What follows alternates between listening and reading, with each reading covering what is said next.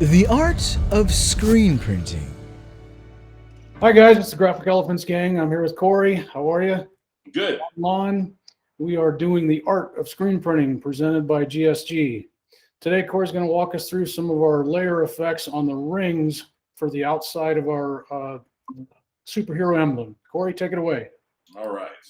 So when we left off last, we had brought in basically all of our separate elements to actually start doing some layer effects. And as I see, I'm clicking these on, you can see that they are all now separate, where before they were strokes laying over each other.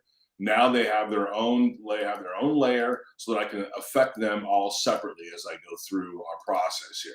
And that's where I wanted to be when we came in from Illustrator to Photoshop. So I'm actually going to go ahead and turn off some of the other rings, and we're going to focus on our outer rings here. I'm just going to zoom up a little bit here.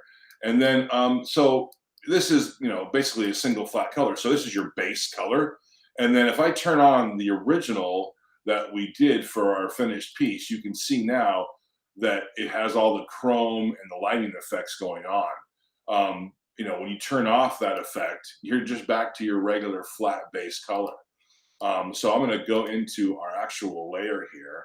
And if you're not familiar with where Emboss and Bevel is, underneath the bottom of your layers palette, you'll see FX.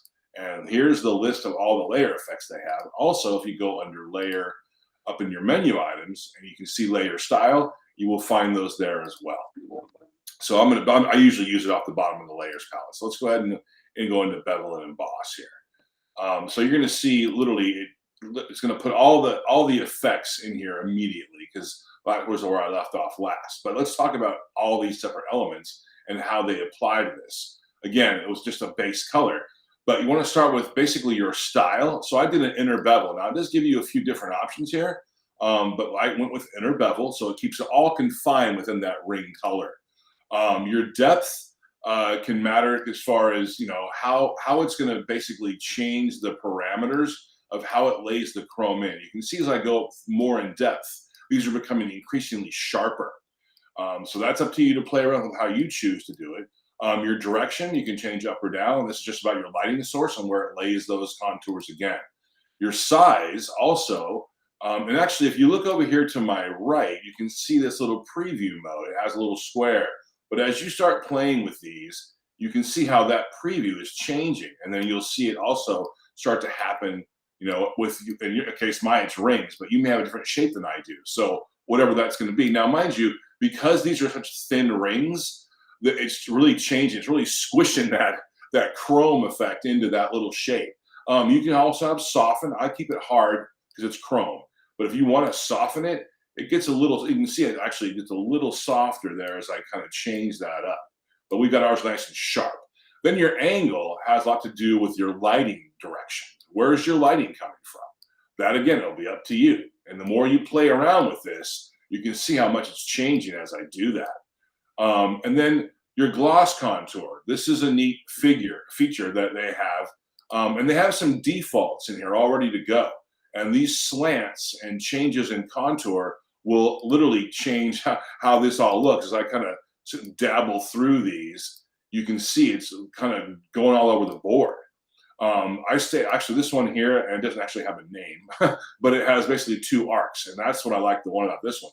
Now, mind you, you can go to any one you want to. So when you click on this arrow down, it gives you these options. But if you click on the thumbnail itself, now you can go on, much like curves in Photoshop, if you're familiar with that, you can start changing how the information is either darker or lighter. So it's pretty fun. I mean, you have a lot of options available to you.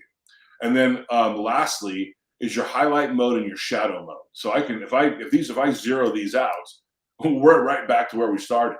So you really will rely on your shadow and your highlights to help that bevel really come together. So again, that is up to you as far as what you want to do to get what you need out of it.